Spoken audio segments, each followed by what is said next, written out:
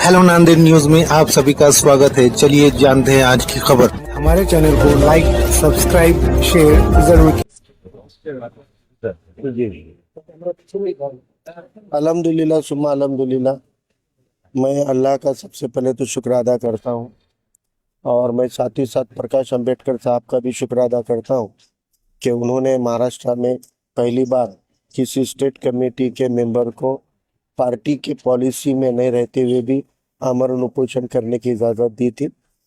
मैं मेरे पूरे साथियों का, पूरे ज़िला कमेटी, महानगर कमेटी, आजी माजी पदाधिकारियों का और सभी संविधान प्रेमी नागरिकों का और सभी तायद दिए वाले, समर्थन दिए वाले, सपोर्ट दिए वाले संगठनों का, पार्टियों का शुक्र अदा करता हूं कि उन्होंने हमारी हौसला अफजाई की।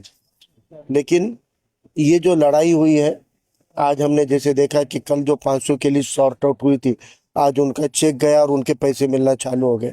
आज 1000 से ज़्यादा लोगों के लिए शॉर्ट आउट हुई है, सवेरे उनके पैसे जाएंगे और उनके पैसे कल से मिलना चालू होंगे। यानी तकरीबन अभी 1500 लोगों का पैसा अकाउंट से निकल गया है। 1500 लोगों के खाते में कल रात तक या परसों रात तक भी पैसा पहुंच जाएगा। लेकिन 27 तारीख तक 14,500 चिल्लर में के ज़्यादा से ज़्यादा लोगों के अकाउंट में पैसे पहुंच जाएंगे।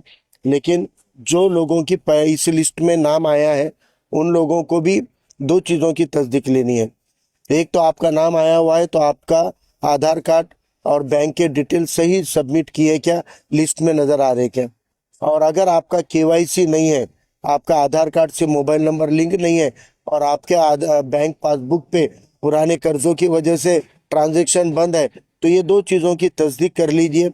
अगर ये दो चीज़ें करेक्ट है तो आपके खाते में पैसे आएंगे। और अगर आपके खाते में 27 तारीख तक पैसे नहीं आए लेकिन पूर्वग्रस्त के 2024 की यादी में नाम है, तो आपको महानगर पालिका में उन्होंने एक 2024 पूर्वग्रस्तों के मदद केंद्र वहाँ पे शुरू किया है। वहाँ पर जाकर आपको पूछना है हमारे पैसे क्यों नहीं आए। वो लिस्ट में आपका नाम देकर वजह बताएंगे, आपका आधार नहीं है, लिंक नहीं है या फिर अकाउंट का टेक्निकल इशू है। वो इशू दूर हो जाएगा तो आपके भी अकाउंट में पैसे डाल दिए जाएंगे। ये हो गई 2024 के पैसों की बात।